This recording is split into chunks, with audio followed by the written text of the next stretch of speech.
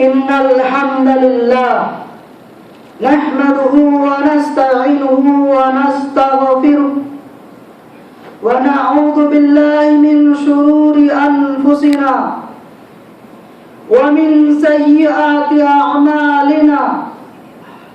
من يهده الله فلا مضل له ومن يضلله فلا هادي له وأشهد أن لا إله إلا الله وحده لا شريك له وأشهد أن محمدا عبده ورسوله يا أيها الذين آمنوا اتقوا الله حق تقاته ولا تموتن إلا وأنتم مسلمون يا أيها الناس اتقوا ربكم الذي خلقكم من نفس واحدة وخلق منها زوجها وبث منهما رجالا كثيرا ونساء واتقوا الله الذي تساءلون به والأرحام إن الله كان عليكم رقيبا يا أيها الذين آمنوا اتقوا الله وقولوا قولا سديدا يصلح لكم أعمالكم ويغفر لكم ذنوبكم ومن يطع الله ورسوله فقد فاز فوزا عظيما أما بعد فإن خير الحديث كتاب الله وخير الهدي هدي محمد صلى الله عليه وسلم وشر الأمور محدثاتها وكل محدثة بدعة وكل بدعة ضلالة وكل ضلالة في النار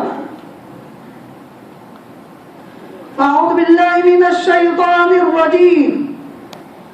وقضى ربك ألا تعبدوا إلا إياه وبالوالدين إحسانا إما يبلغن عندك الكبر أحدهما أو كلاهما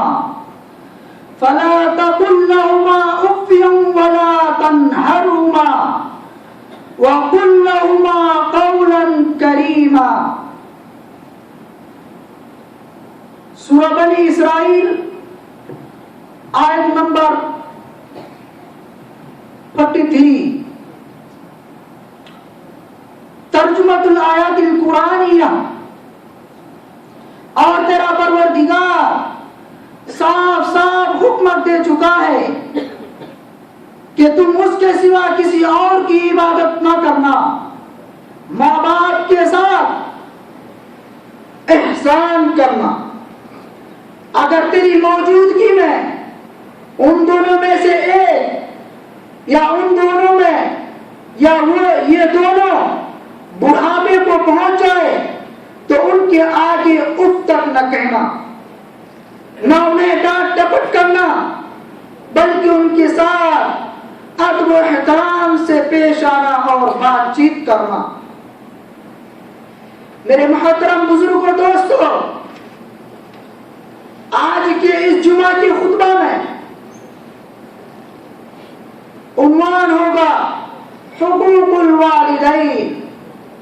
یعنی ماں باپ کا حق اولاد پر کس طرح ہے. اس کے ساتھ اسی متعلق انشاءاللہ کچھ کہنے کی کوشش کروں گا. دعا کیجئے کہ اللہ تبارک و تعالی قرآن و حدیث کی روشنی میں کچھ بات مجھ جیسے گنہگار سے کہلوا دے. یہ اللہ کا بہت بڑا احسان اور اس کا فضل ہوگا. حضرات، جو آیت کریمہ حضرات کے سامنے تلاوت کر کے اس کا ترجمہ کیا ہے، اس میں اللہ سبحانہ و تعالی نے اپنی عبادت کے بعد دوسرے نمبر پر والدین کے ساتھ حسن و سلوک کا حکم دیا ہے، جس سے والدین کی اطاعت اور اس کی خدمت اور ان کے ادب و احترام کی اہمیت واضح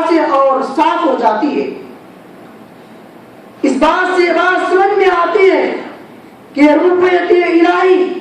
یعنی اللہ رب العزت کی وحدانیت اور ان کی عبادت کے بعد ربوبیت الہی کے تقاضوں کے ساتھ اطاعت والدین یعنی والدین کے ساتھ حسن و سلوک اور ان کی مرضی کے مطابق اپنی مرضی کو بنائے رکھنا، یہ والدین کے تقاضوں کی ادائیگی بہت اہم اور ضروری سمجھا جاتا ہے۔ احادیث میں اس کی اہمیت اور تاکید کو خوب واضح اور ظاہر کیا ہے۔ پھر بڑھاپے کی حالت میں اپنے ماں باپ کو خاص طور پر ڈانٹ ڈپٹ کرنے سے سخت منع کیا ہے، کیونکہ والدین ایسی حالت میں بے بس اور لاچار ہو جاتے ہیں۔ ان کی عمر اب اس قدر رہتی نہیں ہے کہ جس طرح جوانی کی حالت میں ان کی عقل اور ان کا عمل بڑھاپے کی حالت میں وہ بڑھاپے کی وجہ سے اس کے حالات زندگی میں تغیرات آ جاتی ہے۔ اس لیے جب آپ والدین بڑھاپے کی حالت میں پہنچتا ہے تو اس گھر کی اولاد اور نوجوان لڑکے اس گھر کی پوری ذمہ داری کے ساتھ اپنے پوری اختیارات کے ساتھ اس گھر کو وہ جوان اولاد چلاتا ہے، لیکن جوان کی جوانی اور ان کی طبیعت بھی جوانی ہوتی ہے، وہ تو پسند کرتا ہے کہ ان کے مزاج کے مطابق ہر بات جوان کو اچھی لگتی ہے۔ اگر اسی میں یہ والدین جو ذوق کی حالت میں پہنچ چکی ہے اگر اسے اچھی بات کہے تو بسا اوقات ایسا ہوتا ہے کہ اولاد کو ان کی بات ناگوار گزرتی ہے اور اس کی بات قبول کرنے سے اس کی بات یعنی اولاد والدین کی بات پر عمل کرنے سے اس کو گرا گزرتا ہے۔ اس لیے اللہ رب العزت نے قرآن میں اپنی عبادت کے بعد والدین کا احترام اور ان کا خیال خاص طور پر ملحوظ رکھا گیا ہے۔ اسی طریقے سے بے شمار احادیث صحیحہ اس بارے میں وارد ہوئی ہے کہ والدین جب بڑھاپے کے عمل میں پہنچ جائے، اگر وہ بڑھاپے کے عمل تک نہ پہنچا ہو، چاہے وہ جوانی کی حالت میں ہو، ان کی عزت تو عزت ہوتی ہے، چاہے وہ جوانی کی حالت میں ہو یا بڑھاپے کی حالت میں ہو، بہرحال بہرکیف ان کا احترام اور ان کی عزت تمام اولاد پر فرض اور ضروری ہے۔ حضرات گرامی، ماں باپ پر احسان نہ کرنے کا انجام بھی بہت بڑا ہوتا ہے۔ ابو ہریرہ رضی اللہ تعالیٰ عنہ بیان کرتے ہیں، اللہ کے رسول صلی اللہ علیہ وسلم نے فرمایا، زائم انف رغم انف رغم انف قیل من یا رسول اللہ قال من ادرک ابویہ عند الکبر احدہما او کلیہما فلم يدخل الجنت۔ حضرات گرامی، اس میں ایک لفظ کو اللہ کے رسول صلی اللہ علیہ وسلم نے 3 مرتبہ ذکر کیا ہے، جس کا ترجمہ ہے کہ ناک اس کی ناک مٹی میں مل جائے، وہ ذلیل ہو جائے، ستیہ ناس ہو جائے۔ صحابہ اکرام نے کہا، اے اللہ کے رسول،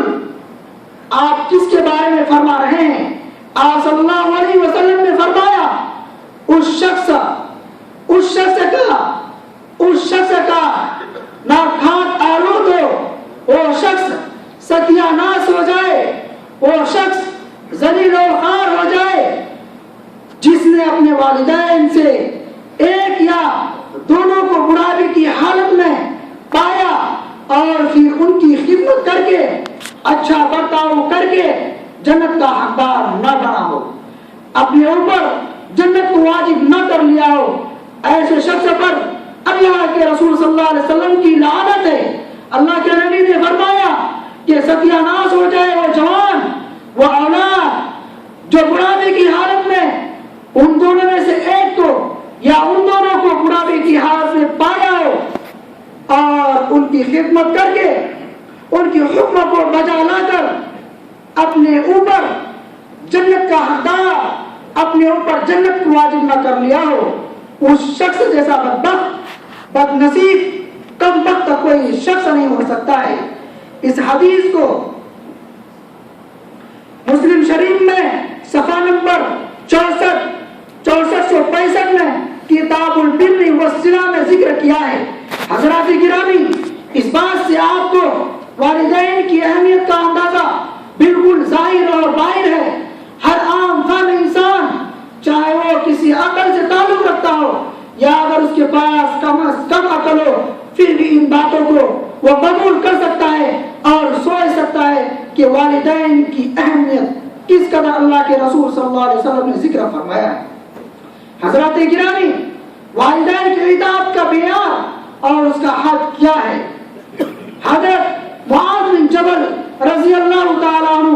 یہ جلیل القدر صحابی ہیں، فرماتے ہیں کہ اللہ کے رسول صلی اللہ علیہ وسلم نے فرمایا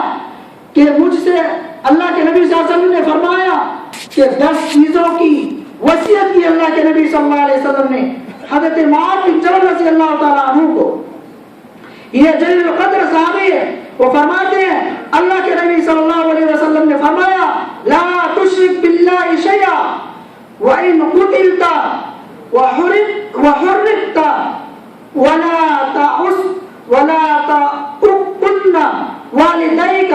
وَأَمَرَكَ أَن تَخْرُجَ مِنْ أَهْلِكَ وَمَالِكَ۔ جزء الحدیث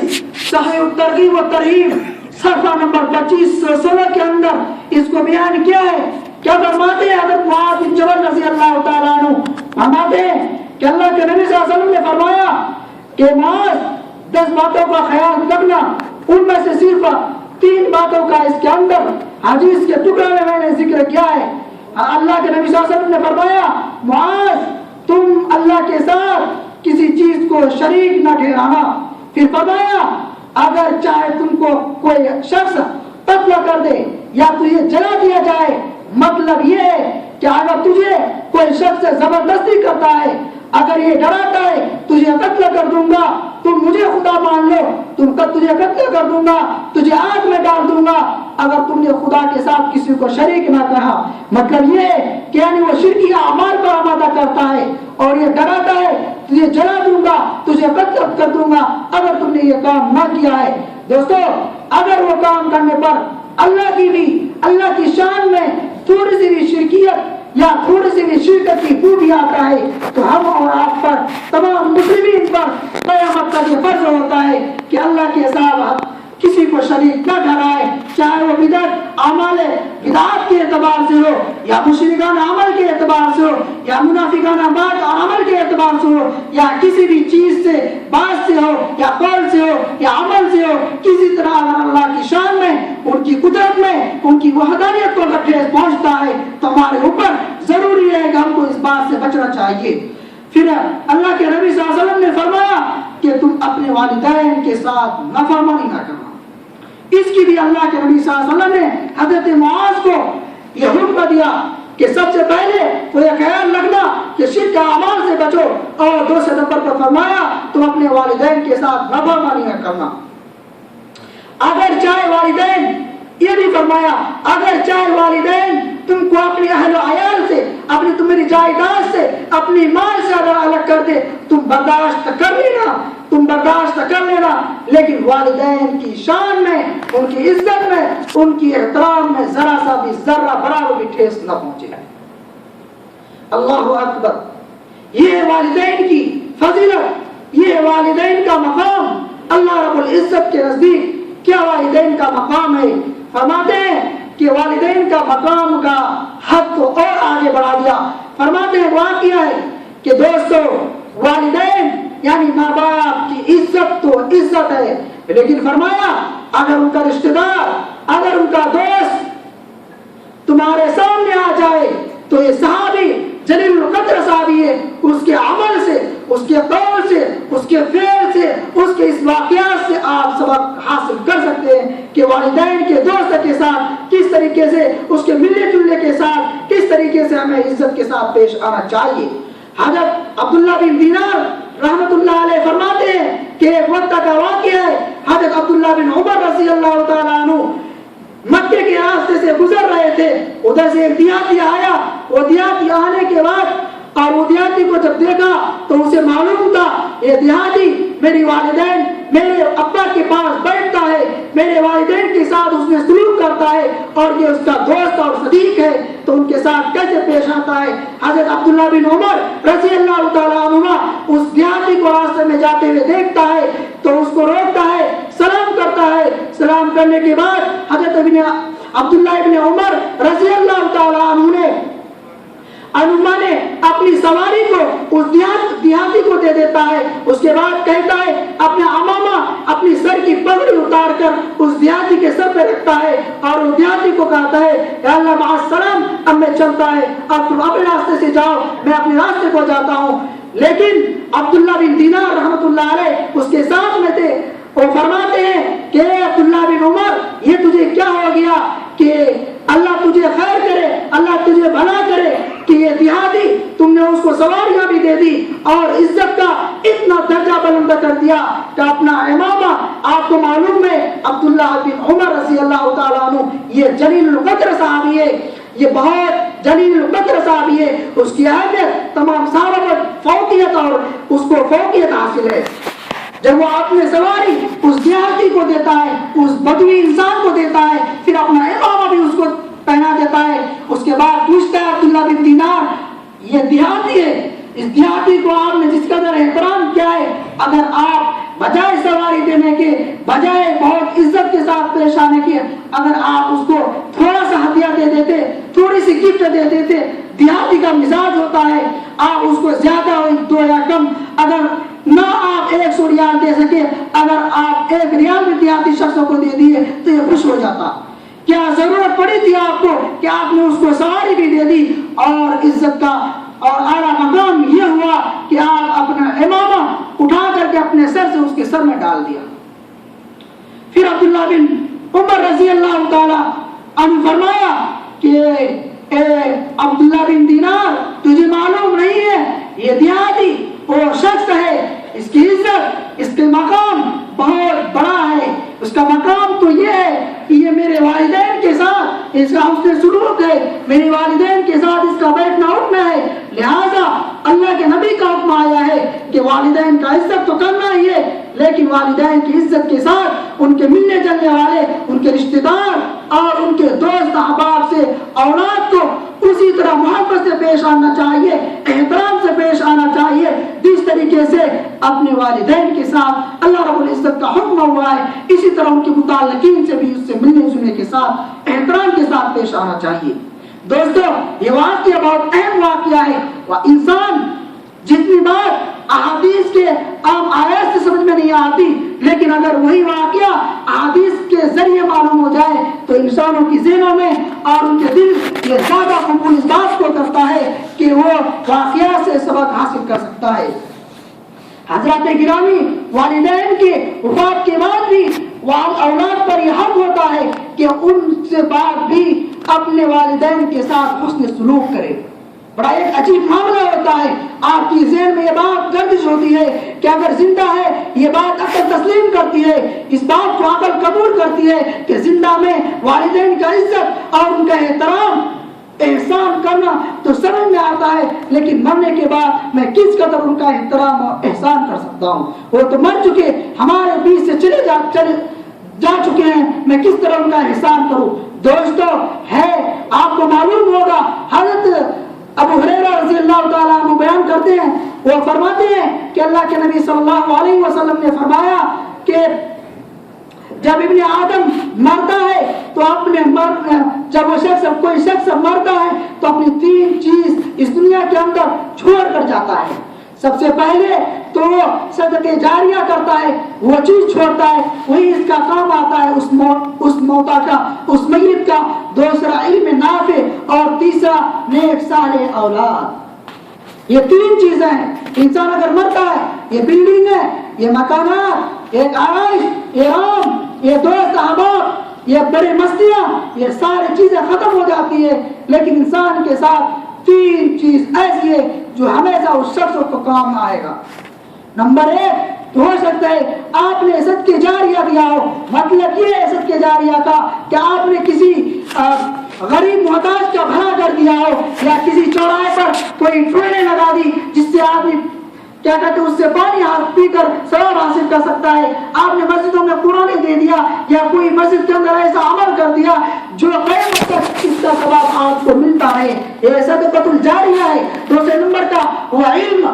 جو آپ نے دنیا کے اندر چھوڑ کر گیا ہو، اور اس علم سے یہ امت یہ لوگ قیامت تک اگر حاصل کرتے ہیں تو اس کا ثواب ان کو علم حاصل کرنے والے کو تو ملے گا ہی، لیکن جو آپ چھوڑ کے گئے ہو وہ بھی آپ کو قیامت تک ملتا رہے گا۔ مثلا کیا ہے، اگر کوئی شخص قرآن پڑھاتا ہے، اگر وہ ایک طالب علم اگر الحمدللہ صحیح کر لیا تو قیامت تک اس کو ثواب ملے گا، یہ بھی صدقہ جاریہ میں شمار ہوتا ہے۔ ایک علم نافع اسی کو بولا جاتا ہے۔ یا آپ نے اپنی زندگی میں کوئی ایسی کتابیں لکھ دی جس سے انسان اس کتاب سے فائدہ حاصل کرتا ہے اور اس کو اپنی زندگی کو سنوارتا ہے، یہ بھی صدقہ جاریہ میں شمار ہوتا ہے، اس کو بولتے ہیں علم نافع۔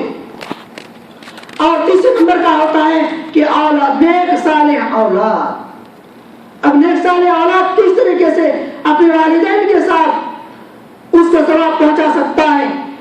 اگر کوئی انگلش پڑھتا ہو اور قرآن سے نابلد، دین کے احکامات سے نابلد اور دین کے احکامات اسے کچھ معلوم نہیں، کیا ایسی اولاد کو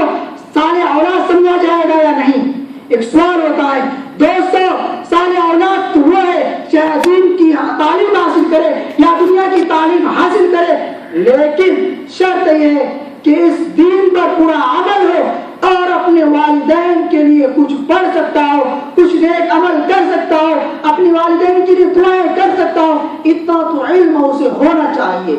یہ ہوتا ہے نیک صالح اولاد۔ حدیث کا لفظ آیا ہے او ولد صالح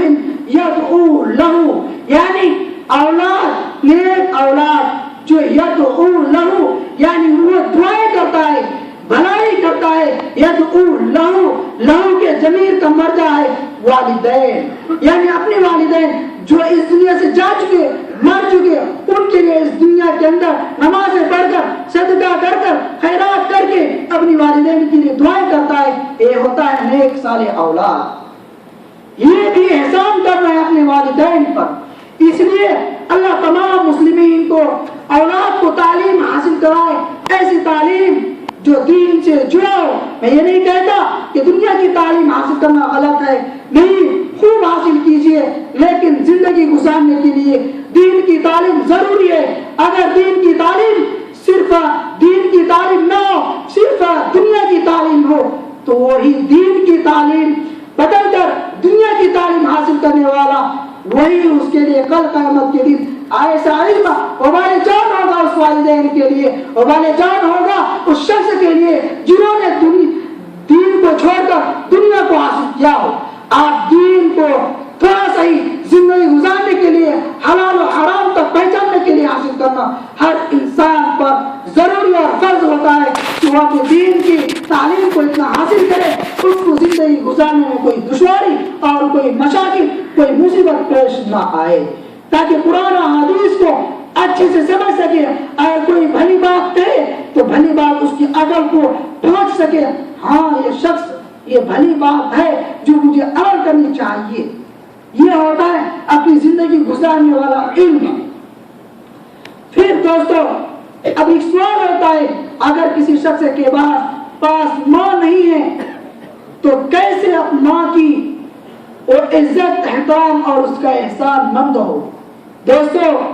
قربان جائیے نبی آخر الزمان رسول اکرم صلی اللہ علیہ وسلم پر انہوں نے ایک ایک حدیث کو، ایک ایک بات کو ہمارے اور آپ کے لیے نصیحت کا مقصد بنا کر دنیا سے چلے گئے۔ یہ ہماری اور آپ کی لاپرواہی ہے، ہم کھوجتے نہیں، ڈھونڈتے نہیں، طلب حاصل نہیں کرتے، اہل علم سے پوچھتے نہیں، یہ ہماری اور آپ کی کمی ہے۔ دوستو، فرمایا اگر کسی شخص کے پاس ماں نہیں ہے تو فرمایا ماں نہیں ہے، گھبرانے کی بات نہیں ہے، اللہ کے نبی نے اس کا راستہ دیا ہے تجھے، آنکھیں کھولو، آنکھوں کی پٹی کو ہٹاؤ، پھر دیکھو کہاں راستہ ملتا ہے۔ ایک صحابی ہے سید عبداللہ بن عمر رضی اللہ تعالیٰ عنہ، یہ بیان کرتے ہیں کہ ایک شخص کریم صلی اللہ علیہ وسلم کے پاس آیا اور فرمایا اے اللہ کے نبی صلی اللہ علیہ وسلم میں نے بڑی گناہ کیا ہے, مجھے توبہ کا کوئی حل نکالیے کہ میں کس طرح توبہ کروں, میری یہ بڑی گناہ جو میں نے یہ بڑا گناہ کیا ہے کس طریقے سے ہمارے ذمے سے ہٹ جائے, آپ ان کے لیے توبہ کا کوئی سلسلہ بتائیں. حدیث کا ٹکڑا یوں ہے فقال یا رسول اللہ صلی اللہ علیہ وسلم انی اصبت ذنبا عظیما, یعنی میں نے اپنے ذمے میں ایک بڑا گناہ پاتا ہے, یعنی میرے اندر ایک بڑا گناہ ہے. فرمایا فہل لی من توبۃ, کیا کوئی راستہ ہے توبہ کا جس سے میرے اس بڑے گناہ سے میں بچ جاؤں. اللہ کے نبی صلی اللہ علیہ وسلم نے فرمایا قال هل لك من ام, اے شخص کیا تمہارے پاس ماں ہے؟ قال وہ شخص نے بولا لا نہیں میری ماں تو مر چکی ہے. پھر اللہ کے نبی صلی اللہ علیہ وسلم نے فرمایا قال وهل لك من خالة, فرمایا اللہ کے نبی صلی اللہ علیہ وسلم نے اے لوگ اے شخص تمہارے پاس خالہ ہے یعنی ماں کی بہن خالہ کیا تمہارے پاس ہوا ہے؟ وہ شخص کہتا ہے نعم میرے پاس ہے. پھر اللہ کے نبی صلی اللہ علیہ وسلم نے فرمایا فبرها, فرمایا تو اپنے خالہ کے ساتھ احسان کا برتاؤ کرو, حسن سلوک کرو, ان کا عزت ان کی عزت اور احترام کرو جس طرح تم اپنی ماں کے ساتھ حکم دیا گیا ہے. اس حدیث کو ترمذی میں صفحہ نمبر 1968 کے اندر بیان کیا ہے. دوستو بتائیے کیا کسی کے پاس ماں نہیں ہے کیا وہ دل چھوٹا کر سکتا ہے؟ نہیں کر سکتا ہے. اللہ کے نبی صلی اللہ علیہ وسلم نے اس کو بھی بتا دیا, اس لیے کہا جاتا ہے الدین یسر. دوستو یہ دین اس یعنی مصیبت اور مشکلات کو لانے والے نہیں ہے, یہ دین بہت آسان ہے. فرمایا یسر بہت آسان ہے, اگر آپ تھوڑی دیر کے لیے اگر اس کے لیے کوئی وسیلہ کوئی طریقہ اگر آپ ڈھونڈو گے تو یہ دین آپ کے لیے آسانی کے ساتھ پہنچ سکتا ہے. پھر دوستو شریعت مطالعہ میں اب ایک بات ہوتی ہے اگر کوئی شخص کسی شخص کے پاس والدین تو ہے لیکن ان کا والدین غیر مسلم ہے, وہ شخص اپنی کفر و ضلالت کے گڈھے سے پار کر کے انہوں نے اسلام قبول کیا, اسلام جیسے سنہرا مذہب اور اچھا مذہب کو انہوں نے قبول کیا لیکن ان کے والدین ابھی تک کفر کی حالت میں ہے. دوستو یہی میں بولتا ان الدین عند اللہ الاسلام. دوستو اگر اللہ کے پاس کوئی دین کوئی مذہب کوئی قوم کوئی دین ہے بہتر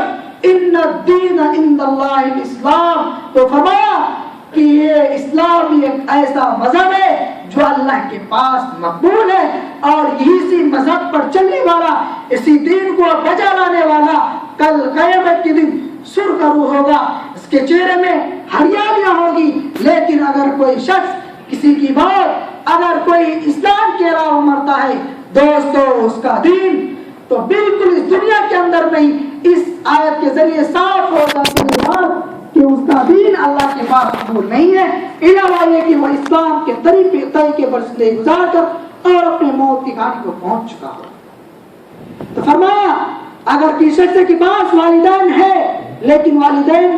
غیر مسلم ہیں ابھی اسلام قبول نہیں کیا تو کیا اس کے ساتھ برتاؤ اچھا کرنا چاہیے یا وہی اس کو برتاؤ کرنی چاہیے کیونکہ وہ اسلام میں نہیں ہے؟ نہیں دوستو, والدین کی عزت تو عزت ہے جس نے قرآن میں فرما دیا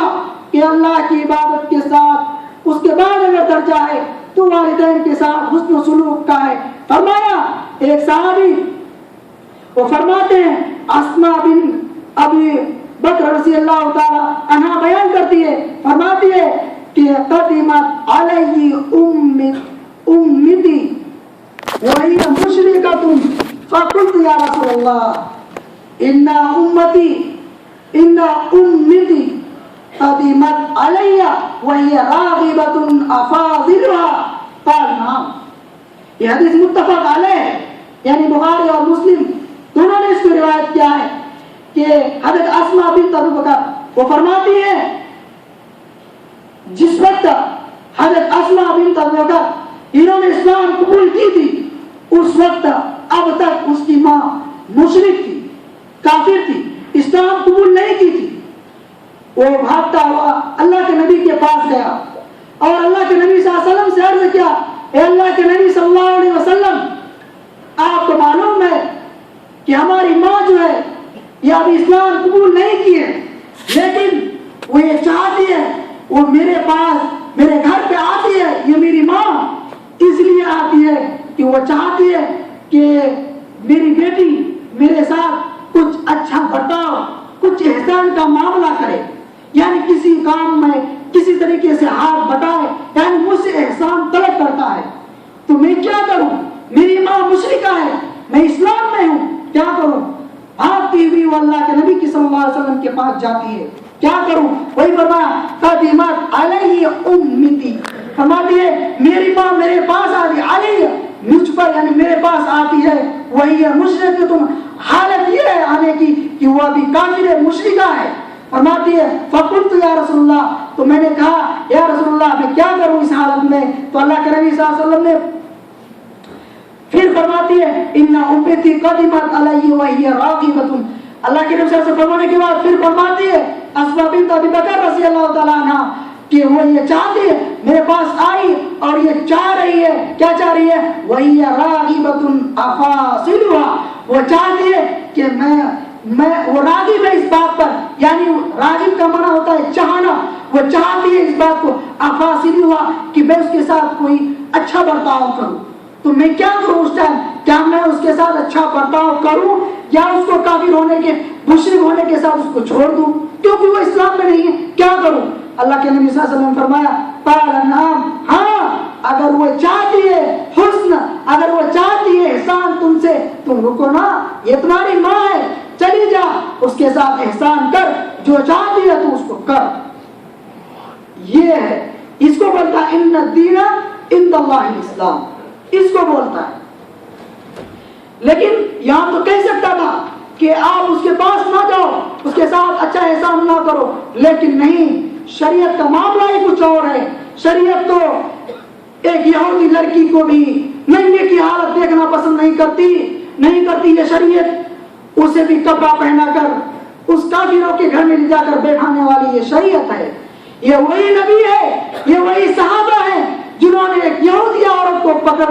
پکڑنے کے باوجود اس کو کپڑا دے کر عزت کے ساتھ احترام کے ساتھ اپنے گھر پہنچایا تھا، اور اس کا یہ سبب ہوا کہ وہ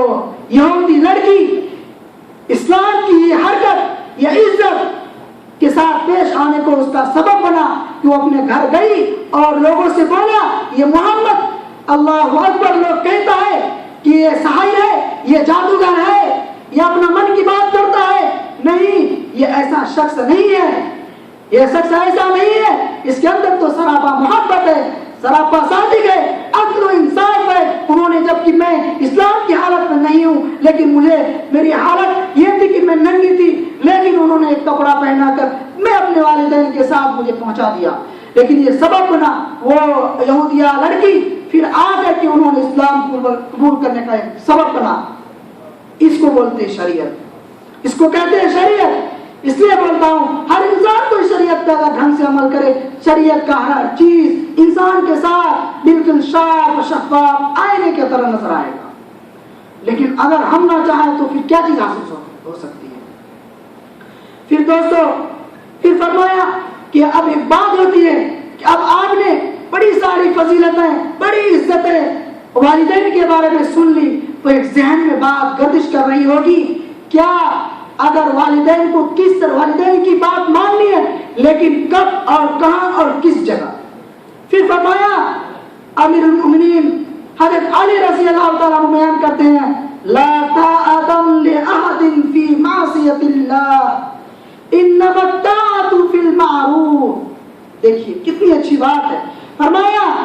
حضرت علی رضی اللہ تعالیٰ عنہ بیان کرتے ہیں کہ تم میں سے کسی کے لیے جائز نہیں ہے، کسی شخص کے لیے جائز نہیں ہے کہ اللہ کی نافرمانی میں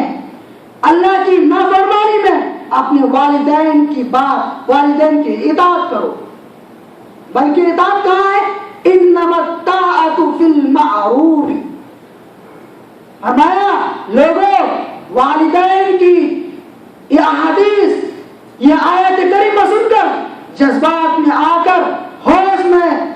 न खो देना। समझने की बात है कि आपको ताअत तो करनी है, लेकिन वो उस जगह आपको ताअत करनी है, उस जगह हुस्न सुलूक करनी है जहां अल्लाह की नाफरमानी ना हो रहा हो। मतलब ये है, मिसाल के तौर पर अगर कोई वालिदैन अपनी औलाद को ये हुक्म देता है तुम नमाज के लिए ना जा, तुम नमाज के लिए जाएगी तो मैं मर जाऊंगा, मैं खाना पीना छोड़ दूंगी, मैं ये कर लूंगी, मैं वो कर लूंगी, नमाज के लिए नहीं जा सकती है। अलास, यह अल्लाह की इताअत है। इताअत तो उस वक्त और उस जगह जायज है जहां अल्लाह की नाफरमानी और अल्लाह की बेहुरमती और अल्लाह के साथ किसी को शरीक ठहराना और कोई अमाल बिदअत के अलावा काम हो। इताअत तो नेक अमाल में है, इताअत बुरे अमाल में नहीं है। अगर वालिदैन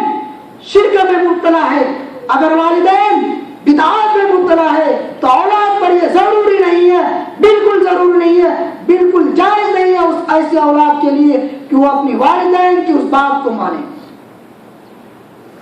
अगर वो औलाद, यहां पर मलूज रखना चाहिए कि वो अपने, अगर उनकी औलाद, उनकी वालिदैन अगर कोई शिर्क वाला अमल करता है औलाद उससे बचे, उसको नसीहत करे, लेकिन अच्छे उसलूब के साथ, अच्छे तरीके के साथ। इसलिए बोलता है कि इताअत तो है वालिदैन की, लेकिन नेक अमाल में, बुरे अमाल में नहीं।